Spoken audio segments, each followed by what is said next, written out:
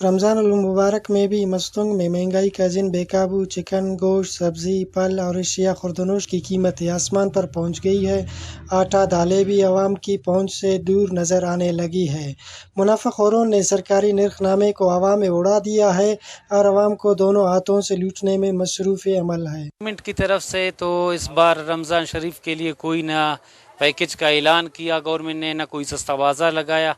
عوام ایسے ہی خوار تقریباً آپ اگر سبزی لینے یا کوئی فروٹ لینے بازار چلے جائے بھی مطلب ریٹ جتنے بھی ہے آسمان سے باتیں کرنے لگتے ہیں۔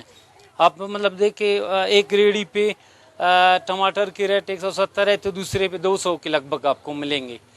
کوئی چیک اینڈ بیلنس نہیں ہے۔ مہنگائی نے تو عوام کا بالکل کمر توڑ دیا ہے۔ نئے سستا بازار سے نئے پینگ گڑا سے دا حکومتم بدل مسونے بائدے کے دا زیادہ مخلوق ریلیو ہوتے نہ حکومت وقتاً انا گزارش ہے کہ مستنگنا مخلوق زیادہ ریلیو ہوتے تاکہ روچے مخلوق نہ جوان گدریں گے۔